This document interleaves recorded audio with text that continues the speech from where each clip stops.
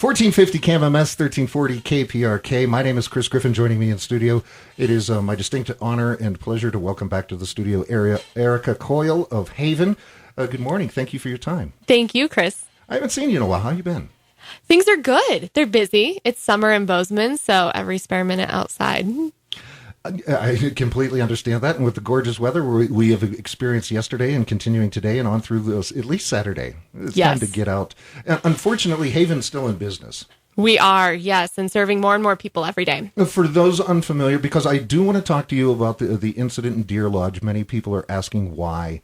I have some problem with the media reporting and the way they've handled it. Hopefully you can bring some clarification. But before we get to that conversation, for those unfamiliar with Haven, what is the mission of Haven?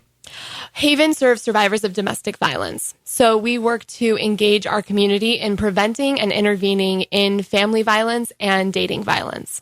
Last year, we served 1,265 individuals, a 23% increase from the prior year. We're looking at about the same numbers for this year. So it continues to be a huge problem in our community across the Gallatin County. And we're just happy that we're here to support those survivors and their families. There was an incident where a gentleman shot his wife, shot his children, then committed suicide. I can think of only to say that is the ultimate act of domestic violence. And I'm uncomfortable with some of the way some in the media have handled the story because it seems the way it comes across when you read even the complete story that it's blaming the victim, that she brought it on to herself. Is that a common reaction to domestic violence and not even something that goes to this extreme? Yes, unfortunately, it's a very common reaction to domestic violence. It's not just the media. It's a lot of us normal folk as well. I think that people always assume that since they haven't experienced domestic violence, that somehow the victim might be at fault for causing it, which is absolutely not the case. Domestic violence relationships, they never start off as violent. They start off as very happy, healthy, seemingly, relationships. And then over time, the abuser starts to introduce threats of violence and then actual violence and then maybe emotional manipulation. And it gets worse and worse, and it goes through this cycle sometimes for decades. And domestic violence, does it start off, it's a control issue. It is, yes. Both financially, psychologically, and in worst case scenarios, physically. Yes. If you start to notice the cycle of domestic violence, what's the best thing you can do? As the victim of it or as a friend? As an observer of this cycle escalating. So if you are not part of the relationship, if it's maybe your sister or neighbor or coworker, and you're concerned about them, the first thing you can do is invite them out for a cup of coffee. It's pretty simple, actually. I think a lot of people get a little nervous talking about domestic violence because for so long it was brushed under the rug and it wasn't something that we talked about in the public sphere. That's changing, thankfully. But the best thing you can do is try and get them just one-on-one, just the two of you, and point out some things that you've noticed. Maybe you notice that they are consistently having to check in with their partner, that they always have to ask permission from their partner.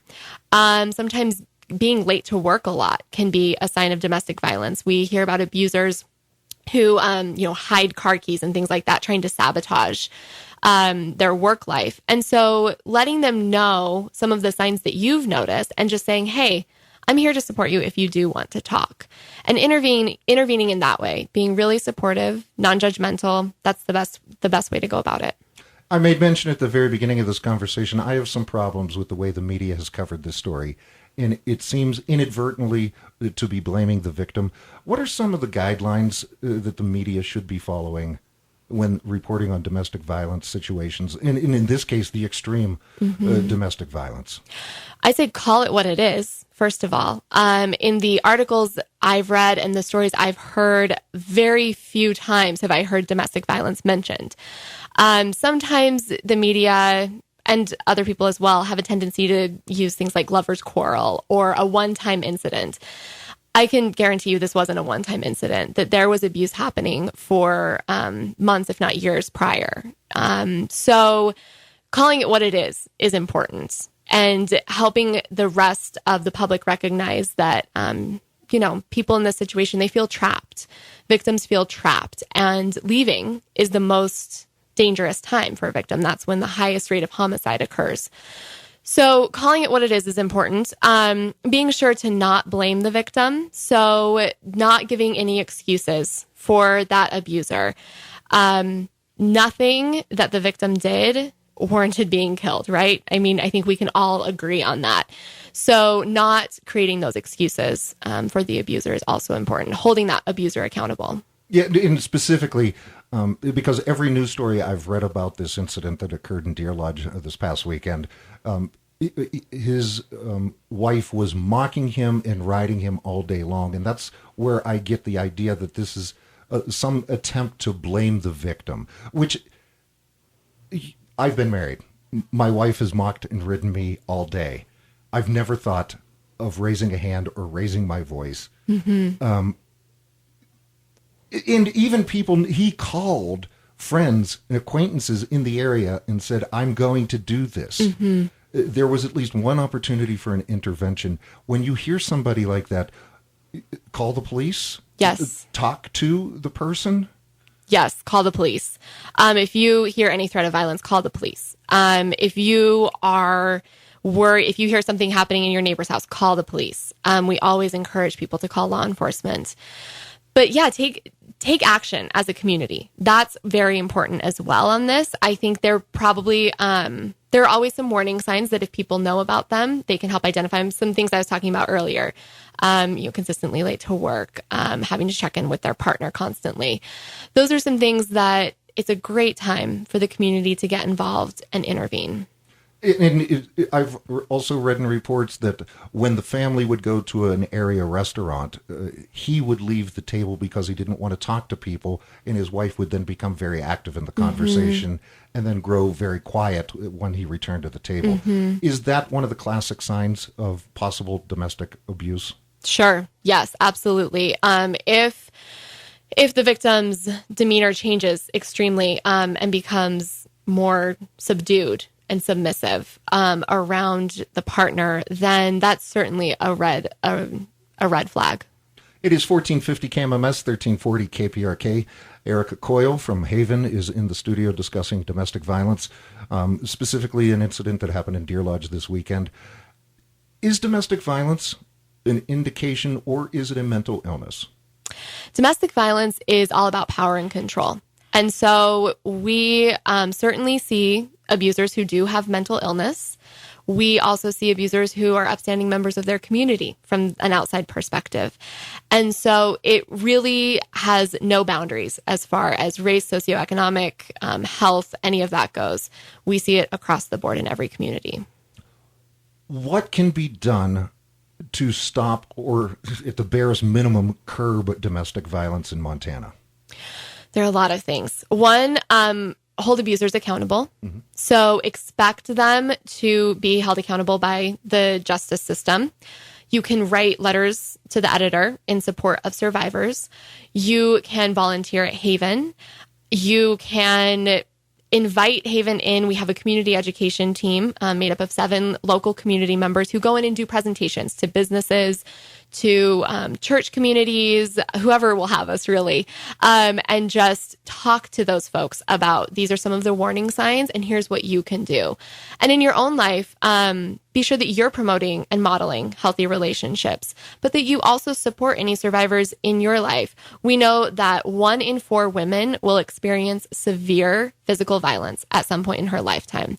That means that probably 25% of the women you know have experienced severe physical violence, most likely at the hands of a partner or a family member. So what can you do to support them? Never victim blame. Stay away from those statements that we were talking about earlier. And yeah, just be there to support survivors in our community. Leaving a violent situation with your partner, it can be one of the most daunting. Does Haven provide financial assistance if somebody does not have the financial wherewithal because their abuser controls the checkbook? Mm-hmm. So what we do is we connect them with other existing local community resources. We also have a 15-bed shelter. So no matter what, that survivor who is leaving the relationship will have a safe place to go. We are able to provide food there and help them with some of their other needs, whether it's medical, getting their kids enrolled in school, all of that, because thankfully we have a very supportive community. I won't say that it's, if you are moving from a house, maybe in the Triple Tree area, it's going to be a different lifestyle. And so it is an adjustment for people, and it's very, very hard to be able to start your life over like that. So we do what we can for them. But most importantly, if your life is in danger, do what you can to get out immediately. Yeah. That's because, you can look it over, and you shouldn't look it over once or even twice. But if it becomes a situation like it is, it developed into Deer Lodge, leave immediately. And remember, too, that leaving is the most dangerous time. So come up with a safety plan. So you can call the Haven Crisis Line, which that number is 586-4111, and talk with one of our advocates. Explain your situation. They will be, I promise you, incredibly supportive and support you in no matter what you decide to do. But they are there if you want a safety plan. If you just want to try leaving for a week maybe, or if you want to try to leave permanently, they will help you with that. What causes domestic violence? Is there any prevailing thought? Well, it's a learned behavior. So people are not naturally trying to control and have power over their partner.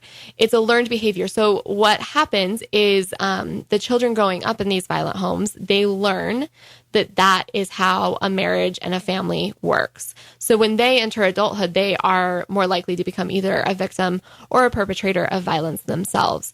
So it's what we call the cycle of violence, the generational cycle of violence. And, to intervene in that, really the best way to help kids learn that is not okay, and that healthy relationships do exist, and that we should respect one another.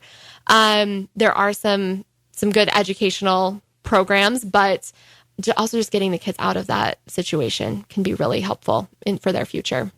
Well, Erica Coyle, I end all our conversations by saying I hope you're out of business soon and I never have to have a conversation like this again. But once again, havenmt.org for further information. If you need help, 586-4111 is the assist line. Thank you for your time in bringing some clarification to this. Thank you, Chris.